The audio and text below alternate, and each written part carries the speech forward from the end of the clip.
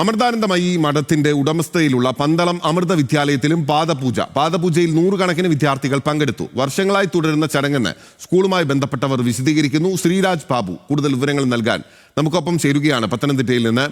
ശ്രീരാജ്, എന്നാണ് ഈ പാദപൂജ നടത്തിയത്?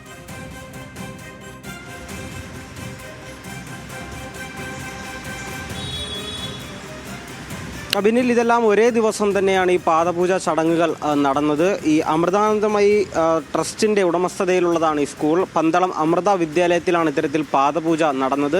നിരവധി വിദ്യാർത്ഥികൾ, നൂറുകണക്കിന് വിദ്യാർത്ഥികൾ ഇത്തരത്തിൽ പാദപൂജയിൽ പങ്കെടുത്തു. ഇതിൽ സ്കൂൾ അധികൃതർ നൽകുന്ന വിശദീകരണം വർഷങ്ങളായി തുടരുന്ന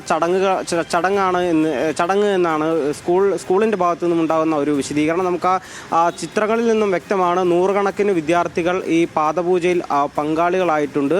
ഈ അമൃതാനന്ദമയി ട്രസ്റ്റിൻ്റെ എല്ലാ സ്കൂളുകളിലും ഇത്തരത്തിലുള്ള ചടങ്ങുകൾ നടക്കാറുണ്ട് എന്നും പറയുന്നു. അത് വർഷങ്ങളായി തുടരുന്ന ചടങ്ങ് എന്നും പറയുന്നുണ്ട്. ഇപ്പോൾ വരുന്ന മറ്റൊരു വിവരമനുസരിച്ച് പന്തളം വ്യാസവിദ്യാപീഠത്തിലും സമാനമായ രീതിയിൽ പാദപൂജ നടന്നിട്ടുണ്ട് എന്നാണ് അറിയാൻ കഴിയുന്നത്. അങ്ങനെയുള്ള വിവരങ്ങളും പുറത്ത് വരുന്നുണ്ട്. എന്തായാലും നിരവധി വിദ്യാർത്ഥികൾ, അധ്യാപകർ, അതുപോലെ തന്നെ ഈ കുട്ടികളുടെ രക്ഷിതാക്കളടക്കം ഈ ചടങ്ങിൽ പങ്കെടുത്തു എന്നാണ് മനസ്സിലാക്കാൻ സാധിക്കുന്നത്.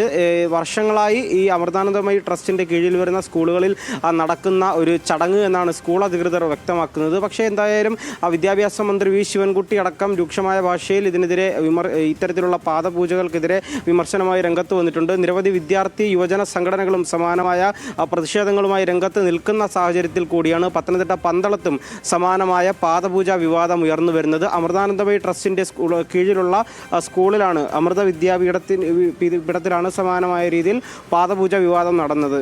ബിനിൽ.